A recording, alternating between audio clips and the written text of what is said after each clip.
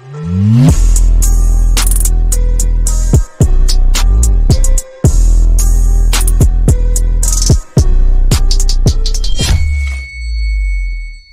is up, my guys? Welcome back to the channel. So today I'm gonna be coming at you with another guide.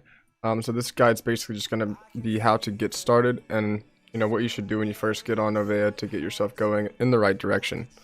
So basically what we're gonna cover in this video is the initial logging in, and then what you should do to start off, and then what you should do as you progress, and then what you should do for your end game to make decent money and to have decent gear.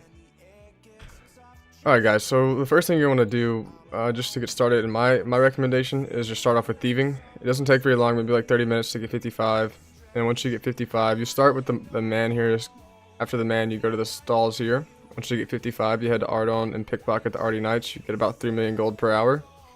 So I recommend doing that for not even a full hour, just like in half an hour.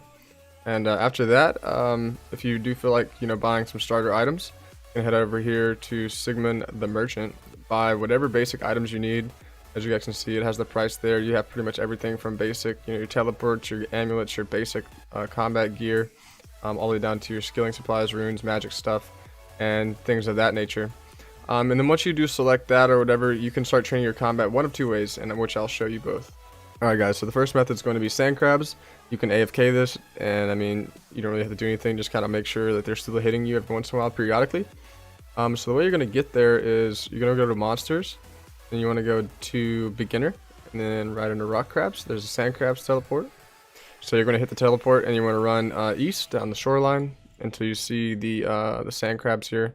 As you guys can see, people just kind of standing here, and they automatically hit you.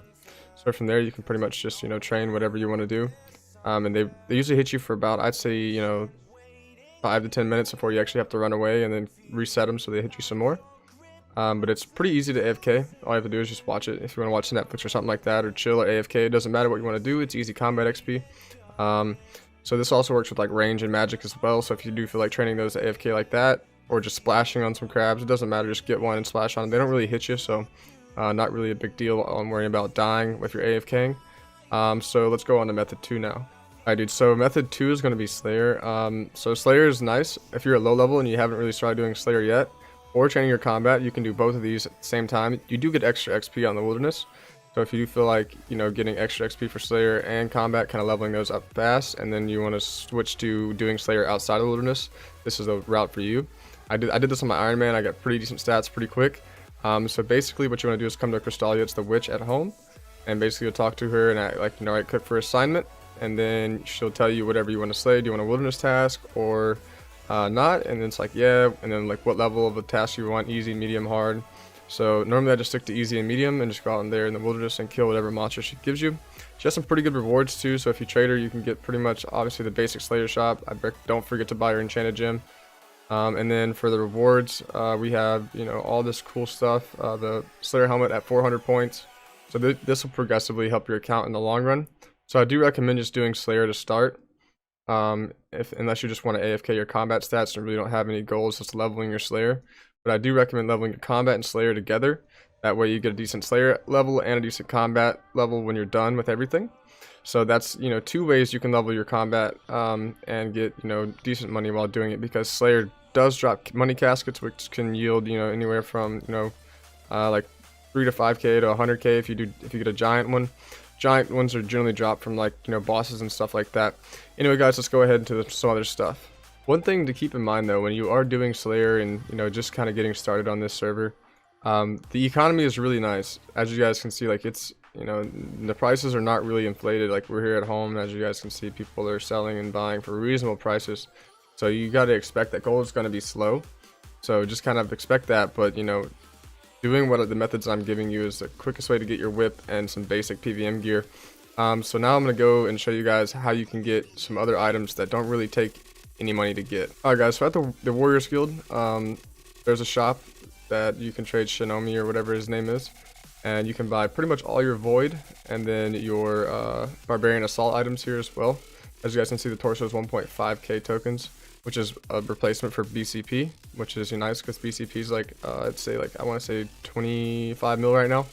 So just to replace that you don't have to really buy all that stuff. You can just do the warrior skill to get a nice strength bonus and rock like, you know, rune legs or something like that until you get some barrows legs or whatever you want to substitute for tacits until you can get tacits. Also, you can get all this stuff. So basically the way you get it is you just spawn your armor set, kill them, they drop warrior skill tokens, and then you trade the Shinomi guy, and then you can just buy whatever you need. So that's a good way to get some, you know, untradables off the start. That'll help you in the long run. Alright guys, so if you're wondering where to get the armor sets, you can also, like I said, you can buy them from Sigmund at home. I think a rune set's just under 200k. So, you know, 200k, and then you just kind of farm the suits of armor until you get enough tokens. But right now I'm going to go back to Warrior Skill. We're going to kill a set of rune armor. We're going to see how many tokens we get from one set. Alright, so he's dead. Let's see how many Warrior Skill tokens we got from this. We got 40. So, I mean, obviously it's going to be a little bit of a grind to get your torso. But no, it's worth it in the end.